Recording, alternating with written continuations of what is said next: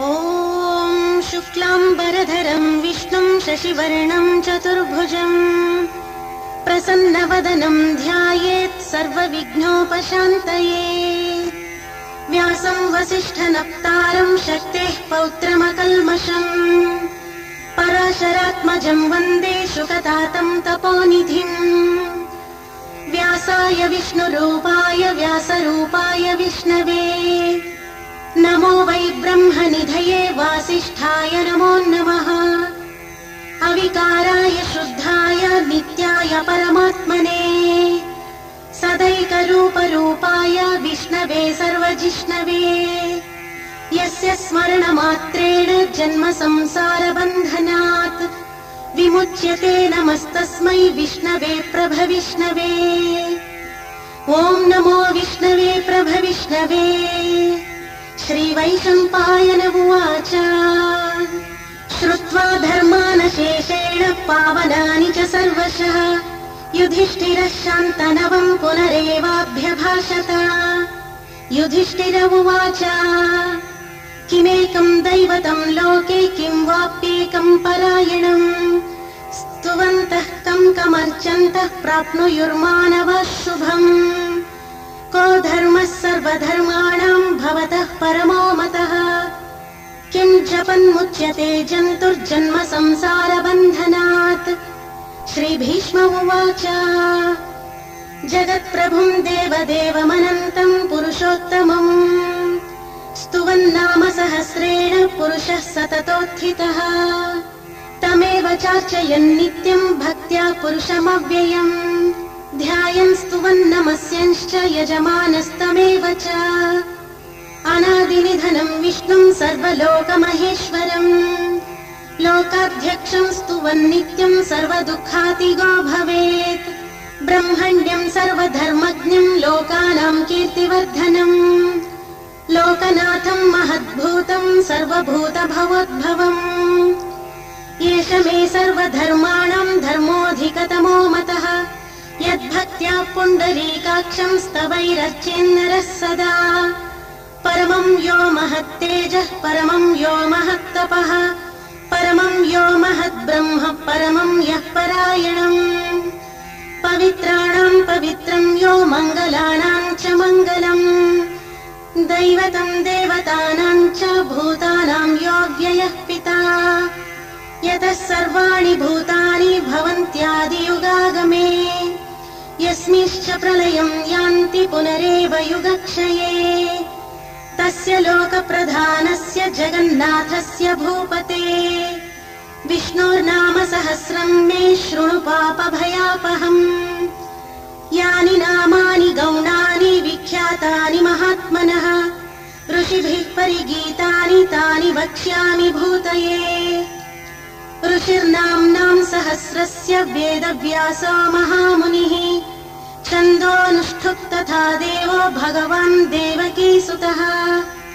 अमृतांशोद्भवो बीजं शक्तिर्देवकीनन्दनः त्रिसामा हृदयं तस्य शान्त्यर्थे विनियुज्यते। विष्णुं जिष्णुं महाविष्णुं प्रभविष्णुं महेश्वरम् अनेकरूपं दैत्यान्तं नमामि पुरुषोत्तमम्।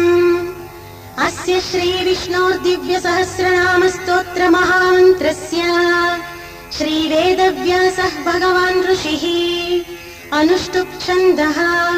श्रीमहाविष्णुः परमात्मा श्रीमन्नारायणो देवता अमृतांशोद्भवो भानुरिति बीजम् देवकीनन्दनः सृष्टेति शक्तिः उद्भवः क्षोभणो देव इति परमो मन्त्रः। शङ्खबृन्नन्दकी चक्रीति कीलकम् शार्ङ्गधन्वा गदाधर इत्यस्त्रम् रथाङ्गपाणिरक्षोभ्य इति नेत्रम् त्रिसामा सामगः सामेति कवचम् आनन्दं परब्रह्मेति योनिः ऋतुः सुदर्शनः काल इति दिग्बन्धः श्रीविश्वरूप इति ध्यानम् श्रीमहाविष्णुप्रीत्यर्थे सहस्रनाम जपे विनियोगः।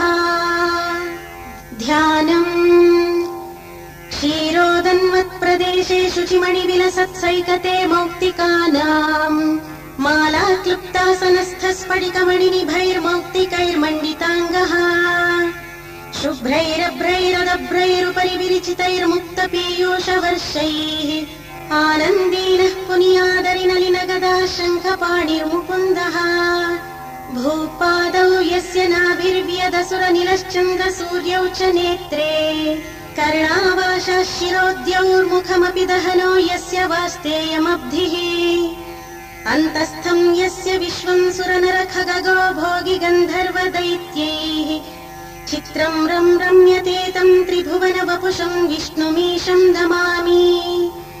ॐ नमो भगवते वासुदेवाय। शान्ताकारम् भुजगशयनम् पद्मनाभम् सुरेशम् विश्वाधारम् गगनसदृशम् मेघवर्णम् शुभाङ्गम् लक्ष्मीकान्तम् कमलनयनम् योगिहृद्ध्यानगम्यम् वन्दे विष्णुम् भवभयहरम् सर्वलोकैकनाथम् मेघश्यामम् पीतकौशेयवासम् श्रीवत्साङ्कम् कौस्तुभोद्भासिताङ्गम् पुण्योपेतम् पुण्डरीकायताक्षम् विष्णुम् वन्दे सर्वलोकैकनाथम् नमः समस्तभूतानामादिभूताय भूभृते अनेकरूपरूपाय विष्णवे प्रभविष्णवे सशङ्खचक्रम् सकिरीटकुण्डलम् सपीतवस्त्रम् सरसीरुहेक्षणम् सहारवक्षस्थलशोभिकौस्तुभम् नमामि विष्णुम् शिरसा चतुर्भुजम् छायायाम् पारिजातस्य हेमसिंहासनोपरि आसीनमम्बुदश्याममायताक्षमलम् कृतम् चन्द्राननम् चतुर्बाहुम् श्रीवत्साङ्कितवक्षसम् रुक्मिणी सत्यभामाभ्याम् सहितम् कृष्णमाश्रये। ॐ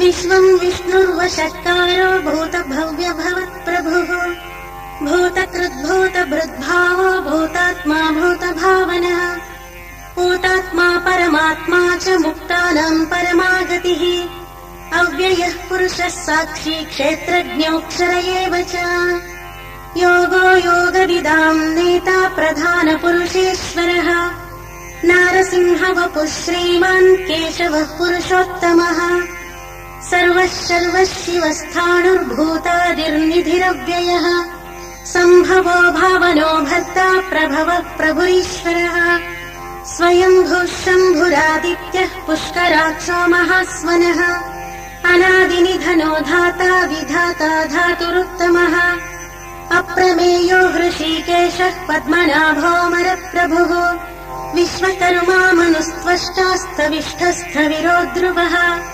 अग्राह्यः शाश्वतः कृष्णो लोहिताक्षः प्रतर्दनः प्रभूतस्त्रिककुब्धामः पवित्रम् मङ्गलम् परम् ईशानः प्राणदः प्राणो ज्येष्ठः श्रेष्ठः प्रजापतिः हिरण्यगर्भो भूगर्भो माधवो मधुसूदनः ईश्वरो विक्रमी धन्वी मेधावी विक्रमः क्रमः अनुत्तमो दुराधर्षः कृतज्ञः कृतिरात्मवान् सुरेशः शरणम् शर्म विश्वरेताः प्रजाभवः अहः संवत्सरो व्यालः प्रत्ययः सर्वदर्शनः अजः सर्वेश्वरः सिद्धः सिद्धिः सर्वादिरच्युतः वृषा कपिरमेयात्मा सर्वयोगविनिसृतः वसुर्वसुमनः सत्यः समात्मा संमितः समः अमोघः पुण्डरीकाक्षो वृषकर्मा वृषाकृतिः रुद्रो बहुशिरा बभ्रुर्विश्वयोनिः शुचिश्रवाः अमृतश्शाश्वतस्थाणुर्वरारोहो महातपाः सर्वगः सर्वविद्भानुर्विश्वक्सेनो जनार्दनः वेदो वेदविदभ्यङ्गो वेदाङ्गो वेदवित्कविः लोकाध्यक्षः सुराध्यक्षो धर्माध्यक्षः कृताकृतः चतुरात्मा चतुर्व्यूहश्चतुर्दंष्ट्रश्चतुर्भुजः भ्राजिष्णुर्भोजनम् भोक्ता सहिष्णुर्जगदादिजः अनघो विजयो जेता विश्वयोनिः पुनर्वसुः उपेन्द्रो वामनः प्रांशुरमोघः शुचिरोर्जितः अतीन्द्रः सङ्ग्रहः सर्गो धृतात्मा नियमो यमः वेद्यो सद्यो वैद्यः सदा योगी वीरः माधवो मधुः अतीन्द्रियो महामायो महोत्साहो महाबलः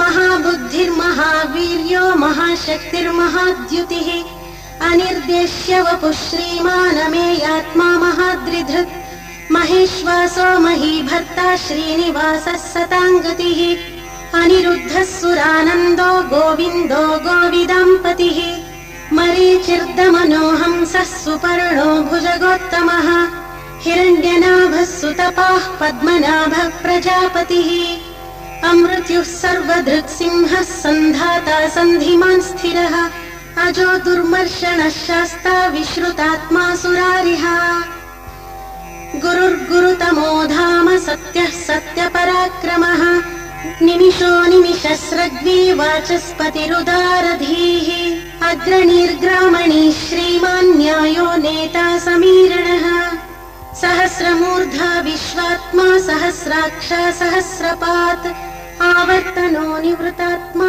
संवृतः सम्प्रमर्दनः अहः संवर्तको वह्निरनिलो धरणीधरः सुप्रसादः प्रसन्नात्मा विश्वधृग्विश्वभुग्विभुः सत्कर्ता सत्कृतः साधुर्जह्नुर्नारायणो नरः असंख्येयो प्रमेयात्मा विशिष्टः शिष्टकृच्छुचिः सिद्धार्थ सिद्धसङ्कल्पः सिद्धिदः सिद्धिसाधनः वृषाहि वृषभो विष्णुर्वृषपर्वा वृषोदरः वर्धनो वर्धमानश्च विविक्तः श्रुतिसागरः सुभुजो दुर्धरो वाग्मी महेन्द्रो वसुधो वसुः नैकरूपो बृहद्रूपः शिपिविष्टः प्रकाशनः ओजस्तेजोद्युतिधरः प्रकाशात्मा प्रतापनः रुद्धः स्पष्टाक्षरो मन्त्रश्चन्द्रांशुर्भास्करद्युतिः अमृतांशुद्भवो भानुः शशिबिन्दुः सुरेश्वरः औषधं जगतः सेतुः सत्यधर्मपराक्रमः भूतभव्यभवन्नाथः पवनः पावनो नलः कामः कामकृत्कान्तः कामः कामप्रदः प्रभुः युगादिकृद्युगावर्तो नैकमायो महाशनः अदृश्यो व्यक्तरूपश्च सहस्रजिदनन्तजित् इष्टो विशिष्टः शिष्टेष्टः शिखण्डी नहुषो वृषः क्रोधः क्रोधकृत्कर्ता विश्वबाहुर्महीधरः अच्युतः प्रतिथः प्राणः प्राणदो वासवानुजः अपां निधिरधिष्ठानमप्रमत्तः प्रतिष्ठितः स्कन्दः स्कन्दधरो दुर्यो वरदो वायुवाहनः वासुदेवो बृहद्भानुरादिदेवः पुरन्दरः अशोकस्ताणरस्तारः शूरः शौरीर्जनेश्वरः अनुकूलः शतावर्तः पद्मी पद्मनिभेक्षणः पद्मनाभोरविन्दाक्षः पद्मगर्भः शरीरभृत् महर्दिरुद्धो वृद्धात्मा महाक्षो गरुडध्वजः अतुलः शरभो भीमः समयज्ञो हविर्हरिः सर्वलक्षणलक्षण्यो लक्ष्मीवान् समितिञ्जयः विक्षरो रोहितो मार्गो हेतुर्दामोदरः सः महीधरो महाभागो वेगवानमिताशनः उद्भवः क्षोभणो देवः श्रीगर्भः परमेश्वरः करणं कारणं कर्ता विकर्ता गहनो गुहः व्यवसायो व्यवस्थानः संस्थानस्थानदो ध्रुवः परर्धिः परमस्पष्टस्तुष्टः पुष्टः शुभेक्षणः रामो विरामो विरतो मार्गो नेयो नयोनयः वीरः शक्तिमतां श्रेष्ठो धर्मो धर्मविदुत्तमः वैकुण्ठः पुरुषः प्राणः प्राणदः प्रणवः पृथुः हिरण्यगर्भः शत्रुघ्नो व्याप्तो वायुरधोक्षजः ऋतुः सुदर्शनः कालः परमेष्ठी परिग्रहः उग्रः संवत्सरो दक्षो विश्रामो विश्वदक्षिणः विस्तारस्थावरस्थाणुः प्रमाणं बीजमव्ययम् अर्थोऽनर्थो महाकोशो महाभोगो महाधनः अनिर्विण्णस्तविष्टो भूर्धर्मयूपो महामखः नक्षत्रनेमिर्नक्षत्री क्षमः क्षामः समीहनः यज्ञयुज्यो महेज्यश्च क्रतुः सत्रं सतां गतिः सर्वदर्शी विमुक्तात्मा सर्वज्ञो ज्ञानमुत्तमम् सुव्रतः सुमुखः सूक्ष्मः सुघोषः सुखदः सुहृत् मनोहरो जितक्रोधो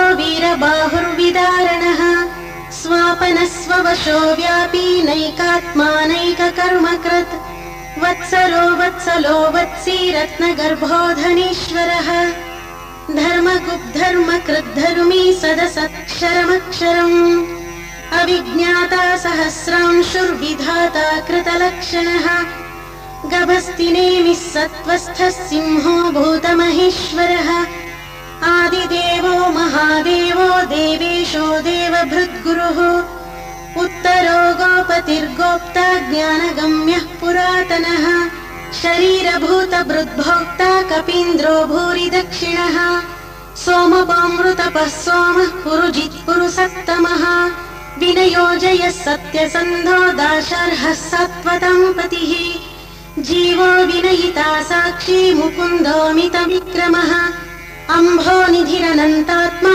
महोदधिशयोऽन्तकः अजो महर्हः स्वाभाव्यो जितामित्रः प्रमोदनः आनन्दो नन्दः सत्यधर्मात्रिविक्रमः महर्षिः कपिलाचार्यः कृतज्ञो मेदिनीपतिः त्रिपदस्त्रिदशाध्यक्षो महाशृङ्गः कृतान्तकृत् महावराहो गोविन्दः सुषेणः कनकाङ्गदे गुह्यो गभीरो गहनो गुप्तश्चक्रगदाधरः वेधस्वाङ्गोजितः कृष्णो दृढः सङ्कर्षणोच्युतः वरुणो वारुणो वृक्षः पुष्कराक्षो महामनाः भगवान् भगहानन्दी वनमाली हलायुधः आदित्यो ज्योतिरादित्यः सहिष्णुर्गतिसत्तमः सुदन्वाखण्डपरशुर्दारुणो द्रविणप्रदः दिवस्पृक् सर्वदृग्वासो वाचस्पतिरयो निजः त्रिसामासामगः सामनिर्वाणम् भेषजम्भिषक् सन्न्यासकृच्छमः शान्तो निष्ठा शान्तिः परायणम् शुभाङ्गः शान्तिदः सृष्टा कुमुदः कुबलेशयः गोहितो गोपतिर्गोप्ता वृषभाक्षो वृषप्रियः अनिवर्ती निवृत्तात्मा संक्षेप्ता क्षेमकृच्छिवः श्रीवत्सवक्षा श्रीवास श्रीपति श्रीमतान्वरः श्रीधः श्रीश श्रीनिवास श्रीनिधि श्रीविभावनः श्रीधर श्रीकर श्रेय श्रीमान् लोकत्रयाश्रयः स्वक्षस्वङ्गः शतानन्दो नन्दिर्ज्योतिर्गणेश्वरः विजितात्मा विधेयात्मा सत्कीर्तिश्छिन्न संशयः उदीर्णः सर्वतश्चक्षुरनीशः शाश्वतस्थिरः भूषयो भूषणो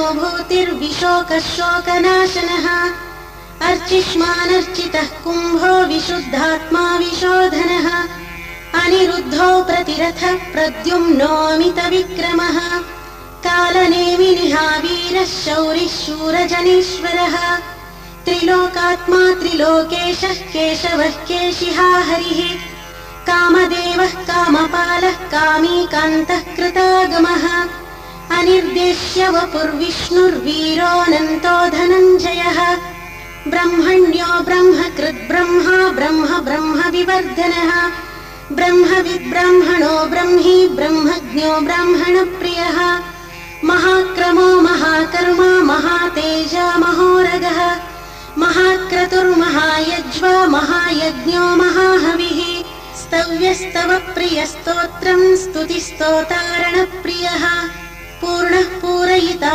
पुण्यः पुण्यकीर्तिरनामयः मनोजवस्तीर्थकरो वसुरेता वसुप्रदः वसुप्रदो वासुदेवो वसुर्वसुमनाहविः सद्गतिः सत्कृतिः सत्ता सद्भूतिः सत्परायणः शूरसेनो यदुश्रेष्ठः सन्निवासः सुयामुनः भूता वासो वासुदेवः सर्वासु निलयो नलः दर्पः दर्पदो दृप्तो दुर्धरोऽथा पराजितः विश्वमूर्तिर्महामूर्तिर्दीप्तमूर्तिरमूर्तिमान् अनेकमूर्तिरव्यक्तः शतमूर्तिः शताननः एकोनैकः स वः कः किम् यत्तत्पदमनुत्तमम् लोकबन्धुर्लोकनाथो माधवो भक्तवत्सलः सुवर्णवर्णो हेमाङ्गो वराङ्गश्चन्दनाङ्गदी वीरः विषमः शून्यो घृताशीरचलश्चलः अमानी मानदो मान्यो लोकस्वामी त्रिलोकधृक् सुमेधा मेधजो धन्यः सत्यमेधाधराधरः तेजो वृषोद्युतिधरः सर्वशस्त्रभृताङ्गरः प्रग्रहो निग्रहो व्यग्रो नैकशृङ्गो गदाग्रजः चतुर्मूर्तिश्चतुर्बाहुश्चतुर्व्यूहश्चतुर्गतिः चतुरात्मा चतुर्भावश्चतुर्वेदविदेकपात् समावर्तो निवृत्तात्मा दुर्जयो दुरतिक्रमः दुर्लभो दुर्गमो दुर्गो दुरावासो दुरारिः शुभाङ्गो लोकसारङ्गः सुतन्तुस्तन्तुवर्धनः इन्द्रकर्मा महाकर्मा कृतकर्मा कृतागमः उद्भवः सुन्दरः सुन्दो रत्ननाभः सुलोचनः अर्को वाजसनः शृङ्गी जयन्तः सर्वविजयी सुवर्णबिन्दुरक्षोभ्यः सर्ववागीश्वरेश्वरः महाह्रदो महागर्तो महाभूतो महानिधिः कुमुदः कुन्दरः कुन्दः पर्जन्यः पावनोऽनिलः अमृतांशोऽमृतवपुः सर्वज्ञः सर्वतोमुखः सुलभः सुव्रतः सिद्धः शत्रुजिच्छत्रुतापनः न्यग्रोदोदुम्बरोऽश्वत्थश्चाणूरन्ध्रनिषूदनः सहस्रार्चिः सप्तजिह्वः सप्तैधाः सप्तवाहनः अमूर्तिरनघोचिन्त्यो भयकृद्भयनाशनः अणुबृहत्कृशस्थूलो गुणभृन्निर्गुणो महान् अधृतस्वधृतस्वास्यः प्राग्वंशो वंशवर्धनः भारभृत्कथितो योगी योगीशः सर्वकामदः आश्रमश्रमणक्षामः सुपर्णो वायुवाहनः धनुर्धरो धनुर्वेदो दण्डो दमयिता दमः अपराजितः सर्वसहो नियन्ता नियमो यमः सत्त्ववान् सात्विकः सत्यः सत्यधर्मपरायणः अभिप्रायः प्रियार्होर्हः प्रियकृत्प्रीतिवर्धनः विहाय स गतिर्ज्योतिः सुरुचिर्हृतभुग्विभुः रविर्विरोचनः सूर्यः सविता रविलोचनः अनन्तो हुतभुग्भोक्ता सुखदो नैकजोऽग्रजः अनिर्विण्णः सदामर्षि लोकाधिष्ठानमद्भुतः सनातनतमः कपिलः कपिलव्ययः स्वस्तिदः स्वस्तिकृत् स्वस्ति स्वस्ति भुक् स्वस्ति दक्षिणः अरौद्रः कुण्डली चक्री विक्रम्योर्जितशासनः शब्दातिगः शब्दसः शिशिरः शर्वरीकरः अक्रूरः पेशलो दक्षो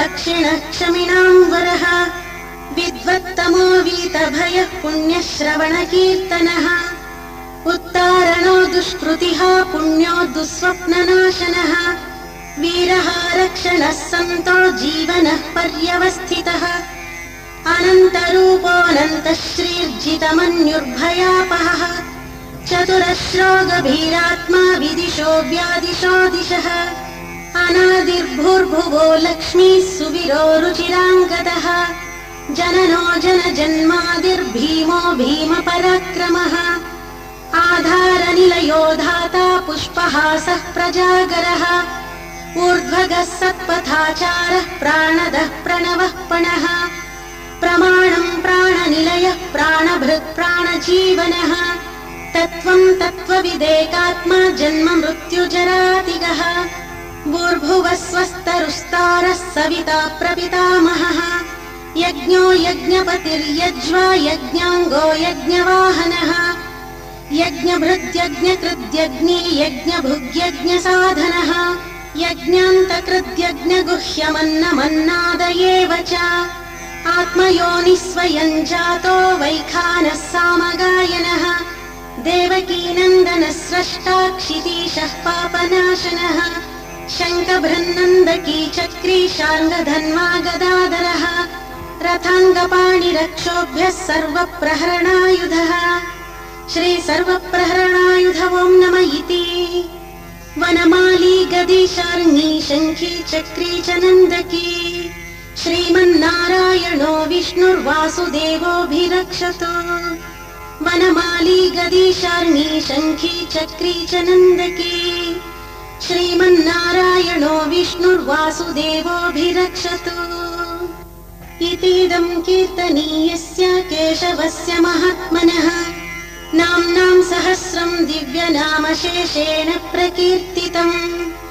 य इदं शृणुयान्नित्यं यश्चापि परिकीर्तयेत् नाशुभं प्राप्नुयात् किञ्चित् सोमुत्रेह च मानवः। वेदान्तगो ब्राह्मणः स्यात् क्षत्रियो विजयी भवेत् वैश्यो धनसमृद्धः स्यात् शूद्रः सुखमवाप्नुयात्। धर्मार्थी प्राप्नुयात् धर्मम् अर्थार्थी चार्थमाप्नुयात्। कामानवाप्नुयात् कामी प्रजार्थी चाप्नुयात् प्रजाम्। भक्तिमान्यः सदोत्थाय शुचिस्तद्गतमानसः सहस्रं वासुदेवस्य नाम्नामेतत् प्रकीर्तयेत्। यशः प्राप्नोति विपुलं ज्ञाति प्राधान्यमेव च। अचलां श्रियमाप्नोति श्रेयः प्राप्योत्यनुत्तमम्। न भयं क्वचिदाप्नोति वीर्यं तेजश्च विन्दति। भवत्यरोगोद्युतिमान् बलरूपगुणान्वितः। रोगार्तो मुच्यते रोगात् बद्धो मुच्येत बन्धनात्। भयान्मुच्येत भीतस्तु मुच्येतापन्न आपदः। दुर्गाण्यतितरत्याशु पुरुषः पुरुषोत्तमम्। स्तुवन्नाम सहस्रेण नित्यं भक्तिसमन्वितः। वासुदेवाश्रयो मर्त्यो वासुदेवपरायणः।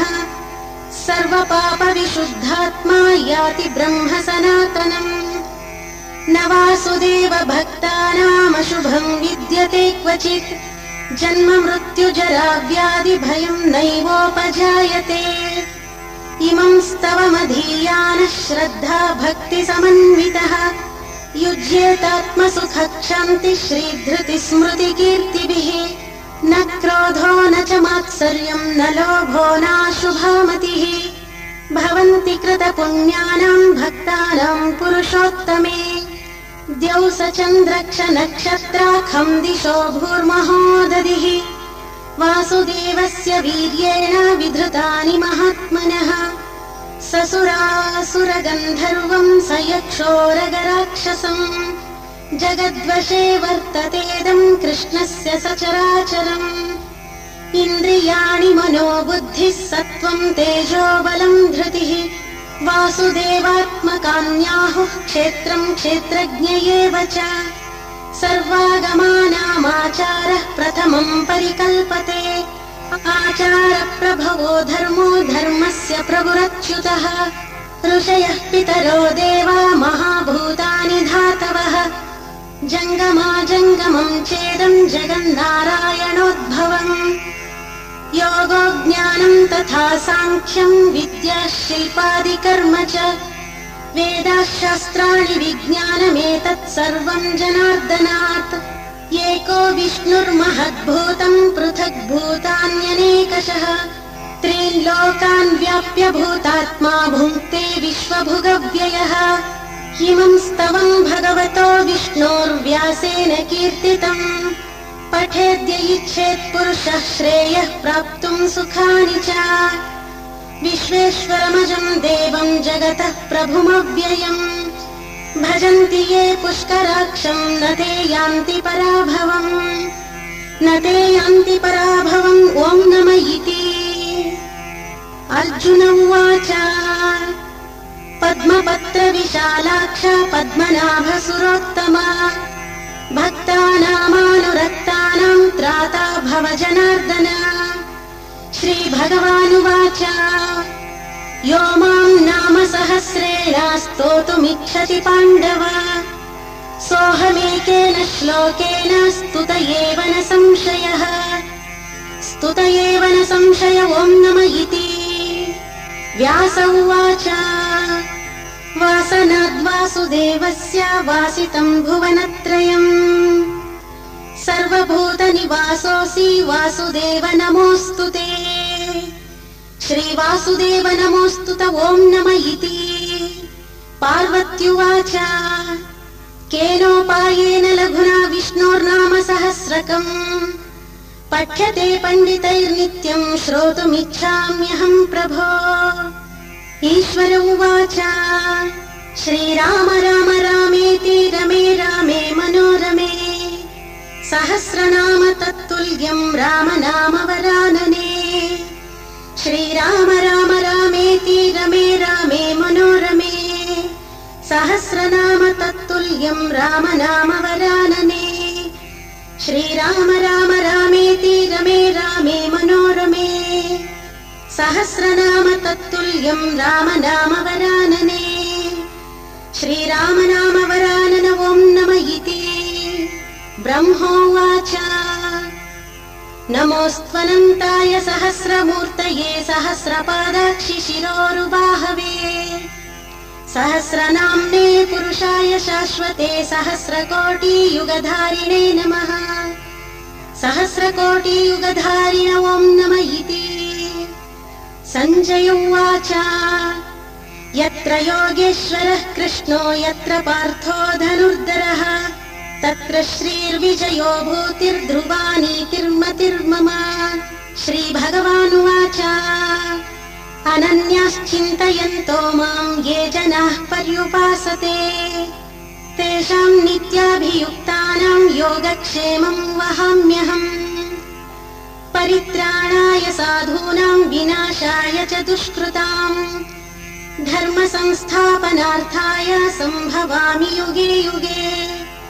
आर्ता विषण्णाः शिथिलाश्च भीताः घोरेषु च व्याधिषु वर्तमानाः संकीर्त्य नारायण शब्दमात्रम् विमुक्तदुःखाः सुखिनो भवन्तु। कायेन वाचा मनसेन्द्रियैर्वा बुद्ध्यात्मना वा प्रकृते स्वभावात् करोमि यद्यत् सकलम् परस्मै नारायणायेति समर्पयामि। हरिः ओम्।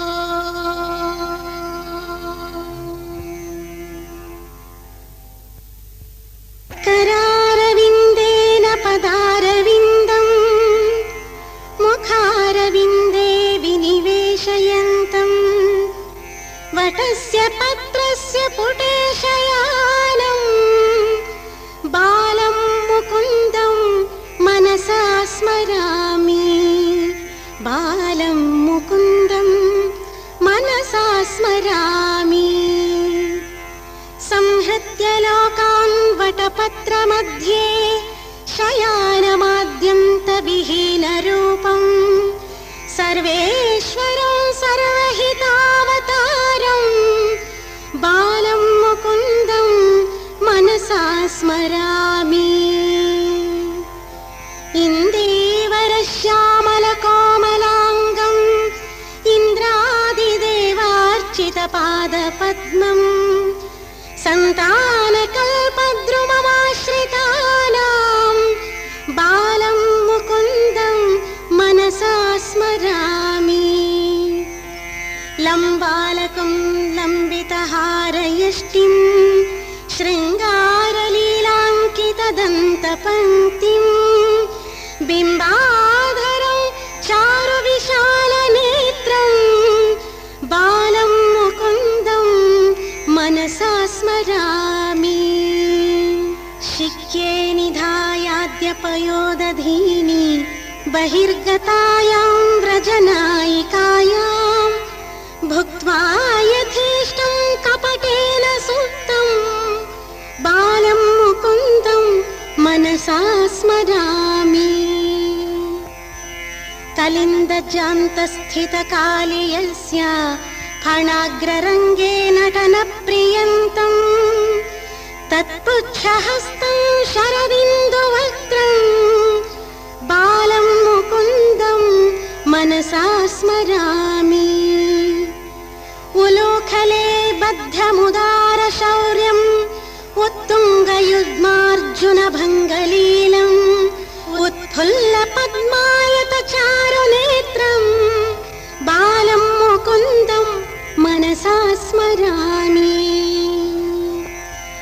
विलोक्यमातुर्मुखमादरेण स्तन्यम् पिबन्तम् सरसीरुहाक्षम् सच्चिन्मयो देवमनन्तम्